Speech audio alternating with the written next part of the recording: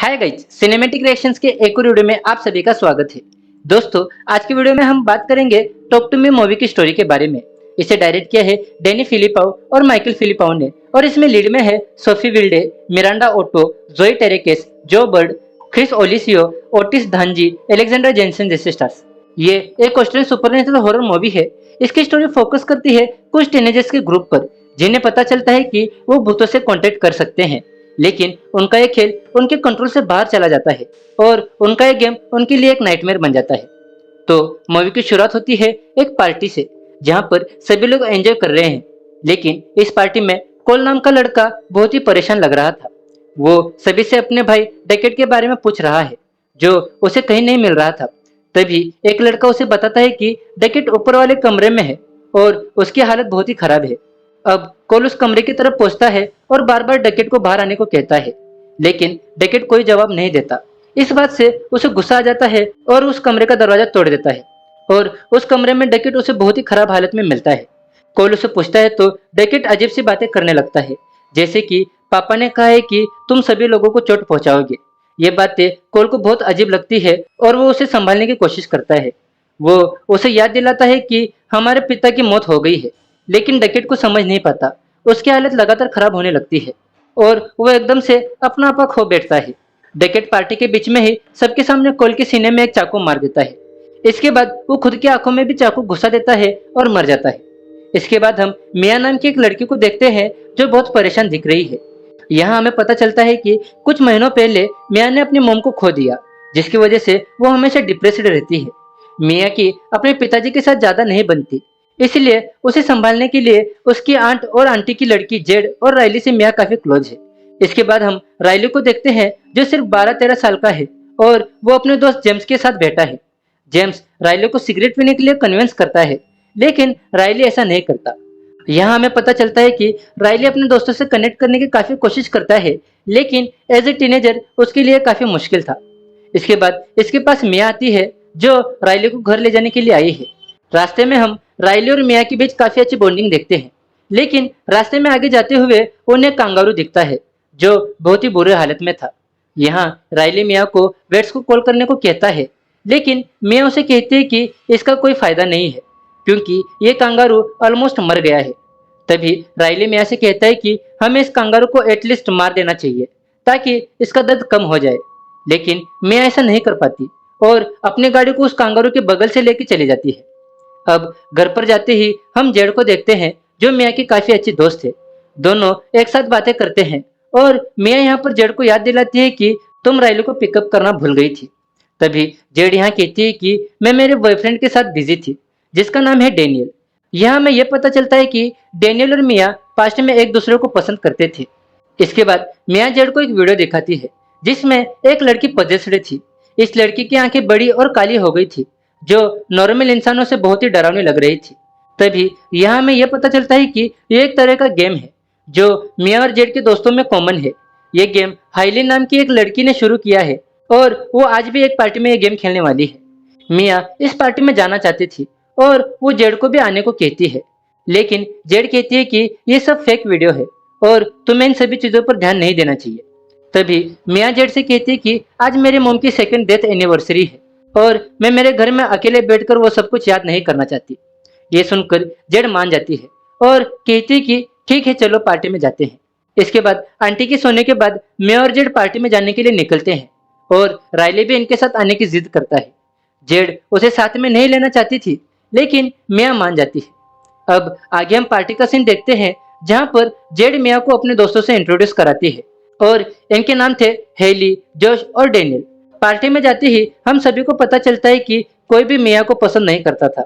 यहाँ पर heli Z से कहती है कि मिया डिप्रेशन में है और वो अभी भी डेनियल को पसंद करती है, लेकिन जेड उनकी बातों पर ध्यान नहीं देती। अब फाइनली वो गेम शुरू होता है जिसके लिए सभी लोग यहाँ पर आए हैं। हेली सभी को बताती है कि इस गेम का नाम है टॉक टू मी। हम टेबल के एक साइड पर एक अजीब सा सिरेमिक हाथ देखते हैं जो हैंडशेक की पोजीशन में था। हेली सभी को बताते हैं कि इस हाथ से हाथ मिलाना है और कहना है टॉक टू मी। इसके बाद एक स्पिरिट तुम्हारे सामने आएगी और तुम्हारे अंदर दाखिल हो जाएगी, लेकिन सिर्फ 90 सेकंड के लिए। 90 सेकंड में हम इस कैंडल को बुझा देंगे और तुम अपना हाथ छोड़ देना। और इन 90 सेकंड में ये स्पिरिट आपका एक सच सबके सामने लेके आती है। मिया इस गेम में बहुत इंटरेस्टेड थी और वो पूछती है कि अगर 90 सेकंड में किसी ने हाथ नहीं छोड़ा तो। हेली थोड़ी डर जाती है और कहती है कि ऐसा करना खतरे से खाली नहीं है, क्योंकि वो स्पिरिट हमेशा के लिए इस दुनिया में रह जाएगी। अब हेली सभी से पूछती है कि कौन सामने आना चाहेगा, और सबसे पहले मिया ही हाथ उठाती है। अब यहाँ पर एक डरावना खेल शुरू होता है और मिया को बेल्ट से बांध दिया जाता है। हेली उसके सामने एक कैंडल जलाती है और कहती है कि यह दरवाजा खोलने का तरीका है, एक ऐसा दरवाजा जो हमारी दुनिया को उनकी दुनिया से जोड़ेगा। अब मिया के सामने वही हाथ रखा जाता है जिसे मिया डरते हुए पकड़ लेती है। मिया को हाथ पकड़ते ही एक बहुत बड़ा झटका लगता है। मिया को सामने एक शैतानी शक्ल नजर आती है जो किसी डेमन जैसी लग रही थी। मिया बहुत डर जाती है और चीखने लगती है, लेकिन जेड को अभी भी यह सब कुछ झूठ लग रहा था और वो मिया को भी यह सब बंद करने को कहती है। लेकिन मिया डरी हुई थी और वो बार बार कहती है कि उसके सामने कोई तो बैठा है। ये सुन के सभी लोग हंसने लगते हैं और हेली मिया को शांत करने की कोशिश करती है और कहती है कि अब तुम्हें स्पिरिट को कहना है कि आई लेट यू इन। इसके बाद खेल शुरू होगा। तभी मिया सेम ऐसा ही करती है और वो पजेस्ड हो जाती है। मिया पजेस्ड होते ही अजीब सी हरकतें करने लगती है। वो अपने मुंह को आड़ा टेढ़ा बनाती है और डेनियल से कहती है कि मैं तुम्हें आज भी पसंद करती हूँ। और मिया यहाँ पर बार बार कहती है कि वो तुम्हारे पीछे खड़ा है, और फिर अचानक से वो राइली की तरफ देखने लगती है। मिया राइली से कहती है कि मैं तुम्हें 2 टुकड़ों में काट डालूंगी। और इस पॉइंट पर 90 सेकंड खत्म हो गए थे और हेली मिया से उस हाथ को छुड़ाने की कोशिश करती है, लेकिन किसी वजह से मिया ने उस हाथ को कस के पकड़ा हुआ था और उसकी आंखें और भी बड़ी हो गई थी। मिया सभी को भागने को कहती है और कमरे की लाइट भी बंद चालू होने लगती है। फाइनली जोश कैसे भी करके मिया के हाथ को उस हाथ से छुड़ाता है और हेली कैंडल को बंद करके इस प्रोसीजर को बंद करती है। ये सब देख के सभी लोग शांत थे, लेकिन तभी मिया जोर जोर से हंसने लगती है और कहती है कि मुझे बहुत मजा आया। मिया की बातें सुन के सभी लोग नॉर्मल हो जाते हैं और उसकी तारीफ भी करने लगते हैं। लेकिन राइली तो भाई इन सभी बातों से डर गया था। इसी वजह से राइली को रात में अकेले सोने से डर लगता है और वो पहले जेड से पूछता है कि क्या मैं तुम्हारे साथ सो सकता हूँ, लेकिन जेड मना कर देती है। इसके बाद राइली मिया के साथ सोने के लिए चला जाता है। इसके बाद राइली मिया से हाथ वाले इंसिडेंट के बारे में पूछता है। इस पर मिया कहती है कि सच कहूँ तो उस मोमेंट में मैंने बहुत एंजॉय किया, क्योंकि उस समय मुझे ऐसा लग रहा था कि मैं अभी भी जिंदा हूँ। मुझे सब कुछ सुनाई देने लग गया था, दिखाई देने लग गया था। मैं खुद को एक रोशनी के करीब महसूस कर रही थी। तभी राइली कहता है कि उस समय मैं बहुत डर गया था। फिर मिया राइली को कंफर्ट करती है। यहाँ बातों बातों में राइली मिया से उसकी मॉम के बारे में पूछता है। तभी मिया उसे बताती है कि मेरी माँ ने गलती से बहुत सारे स्लीपिंग पिल्स ले लिए थे। उस दिन मेरे पिताजी बाहर लिविंग रूम में सो रहे थे और मेरी माँ बेडरूम में सो रही थी। कुछ देर बाद मॉम ने मदद के लिए दरवाजा खटखटाया था, लेकिन कुछ रीजंस की वजह से वो दरवाजा खुल नहीं पा रहा था। लेकिन मेरे पिताजी ने बहुत कोशिश की, फिर भी वो मॉम को नहीं बचा पाए।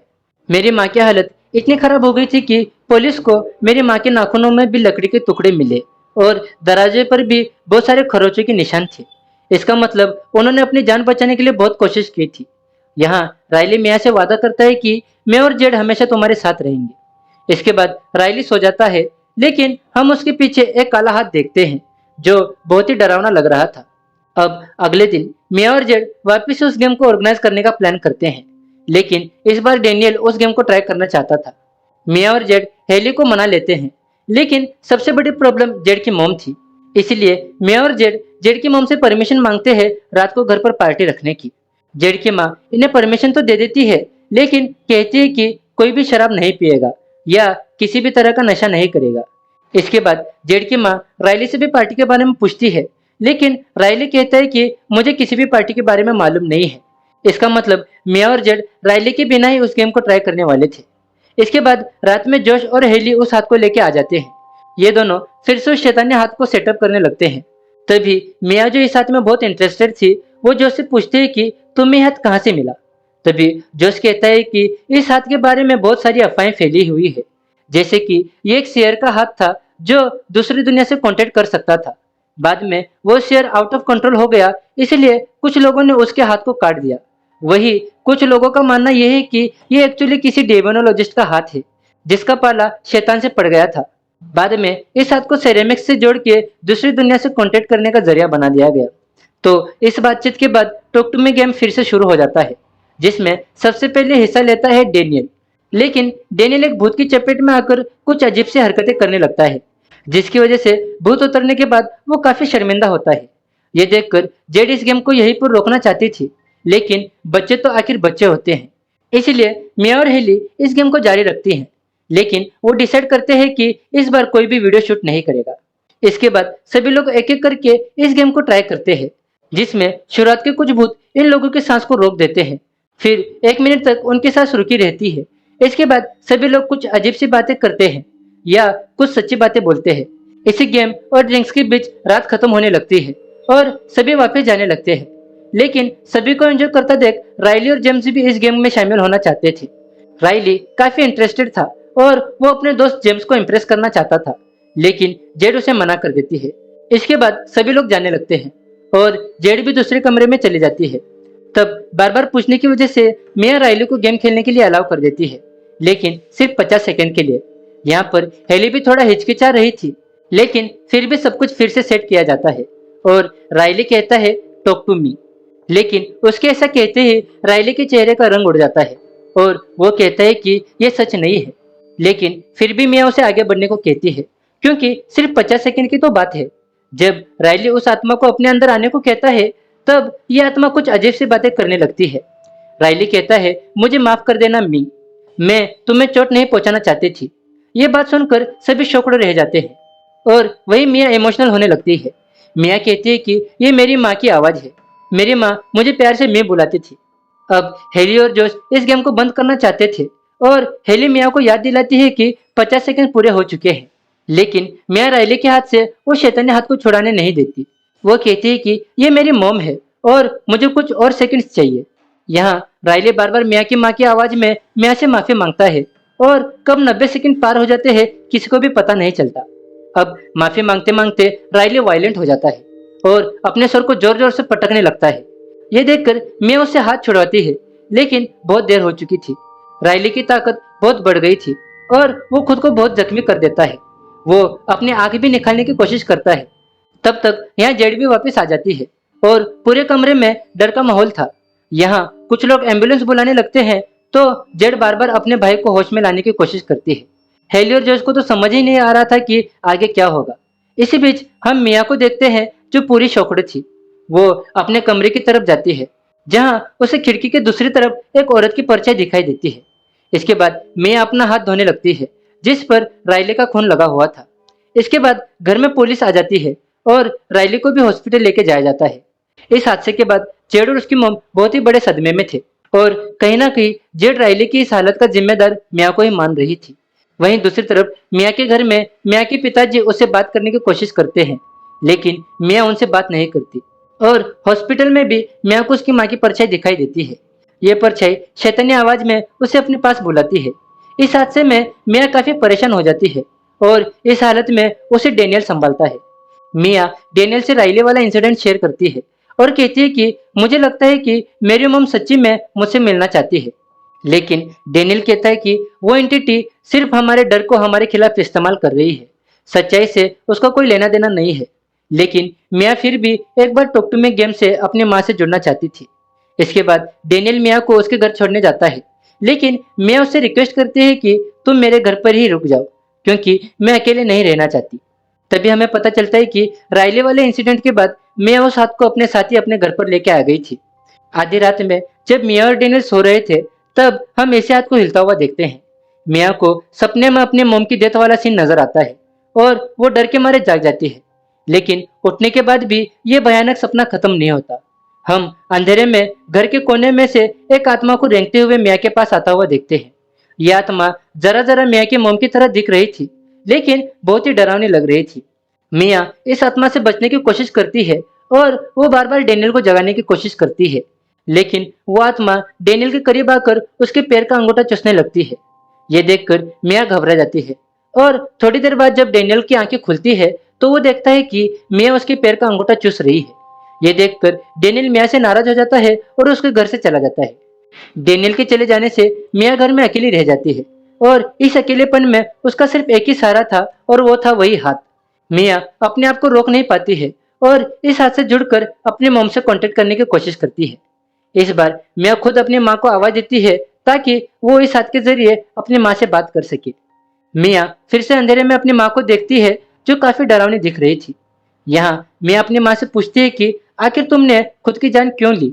इस पर मिया की माँ कहती है कि मैं तुम्हें कभी भी छोड़कर जाना नहीं चाहती थी।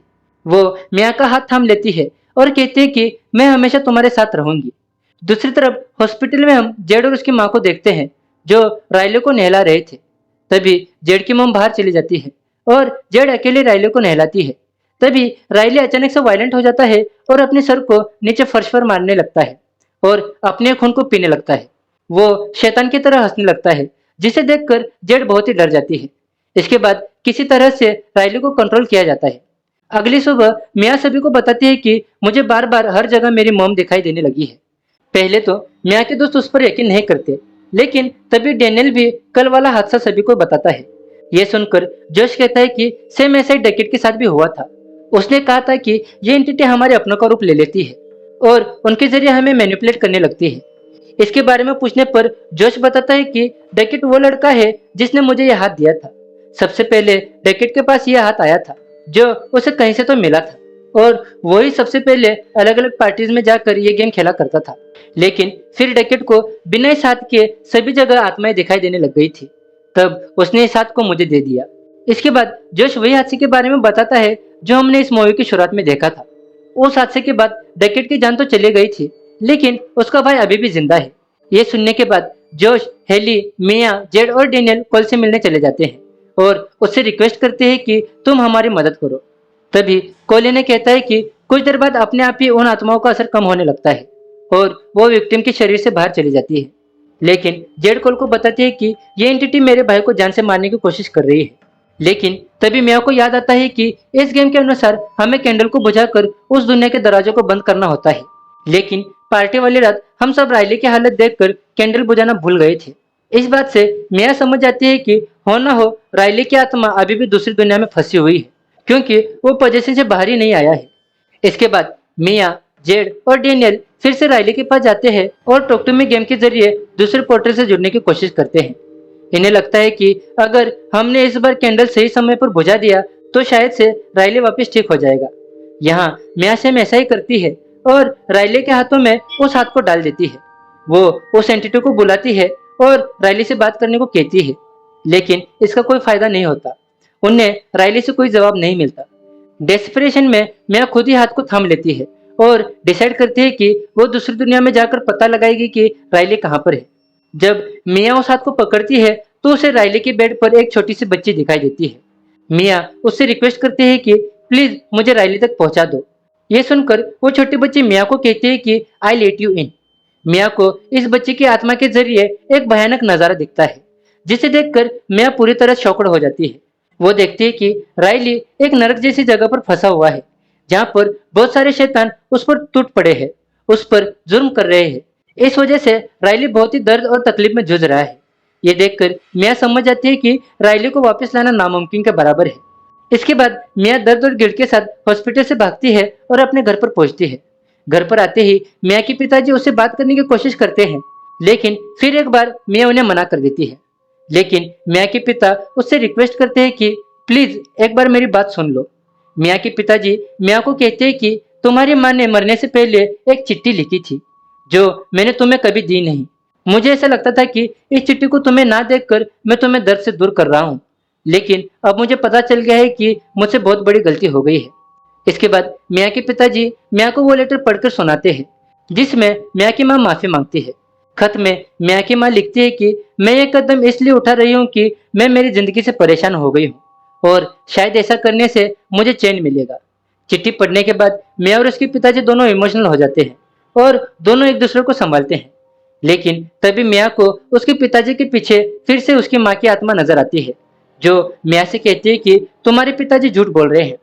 मिया उस आत्मा के पीछे अपने बेडरूम में चली जाती है और बेडरूम में जाते ही बेडरूम का दरवाजा बंद हो जाता है।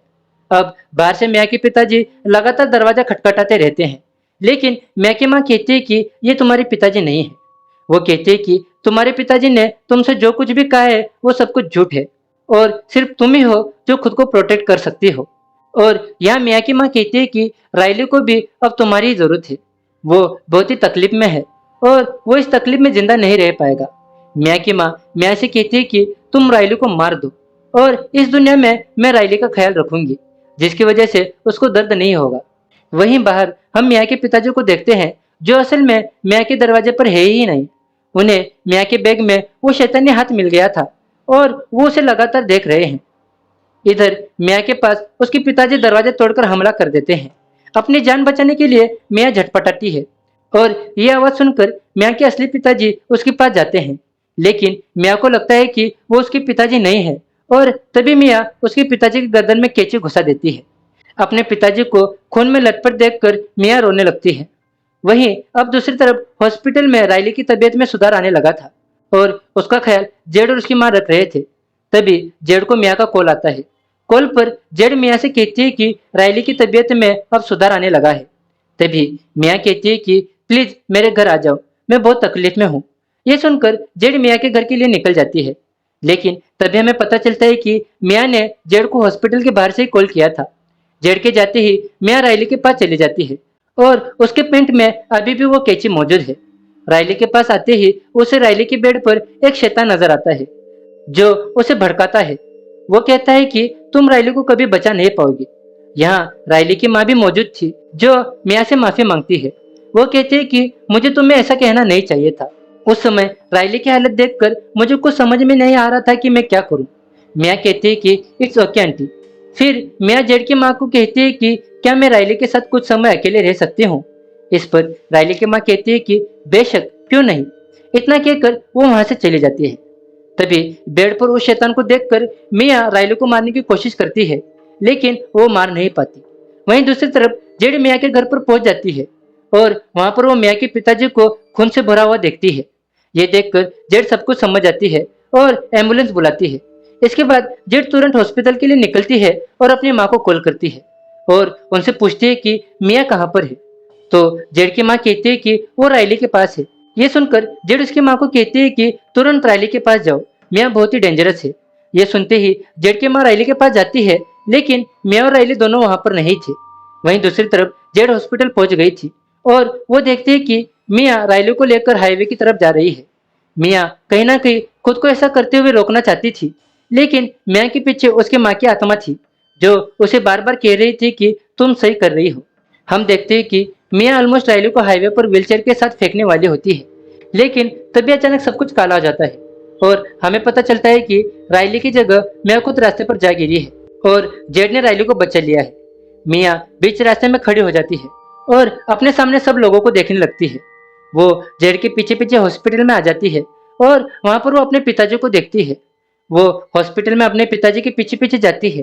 वो बार बार सभी को आवाज लगाती है, लेकिन कोई भी उसकी बातें सुन नहीं रहा था। वो एक अंधेरे टनल से उस जगह पर पहुंचती है जहां पर एक आदमी मिया का हाथ पकड़ने के लिए अपना हाथ आगे बढ़ाता है। जब मिया अपना हाथ आगे बढ़ाती है, तब हमें वही शैतानी हाथ नजर आता है, जो दुनिया के किसी कोने में किसी और हाथों में चला गया है। और तभी हमें पता चलता है कि मिया भी अब मर गई है और ये मिया की आत्मा है। मिया उस आदमी से हाथ मिलाती है और वो कुछ कहने की कोशिश करती है और इसके साथ ये मूवी यहाँ पर खत्म हो जाती है। तो दोस्तों, ये थी टॉक टू मी मूवी। आशा करता हूँ कि आपको ये मूवी और हमारी वीडियो पसंद आई हो। आपको ये मूवी कैसी लगी आप हमें कमेंट कर बताइए, और अगर आप हमारे चैनल पर नए हो तो हमारे चैनल को सब्सक्राइब कीजिए। मिलते हैं आप सभी से आपके अपने चैनल पर किसी और वीडियो में। Till then, take care. They like you.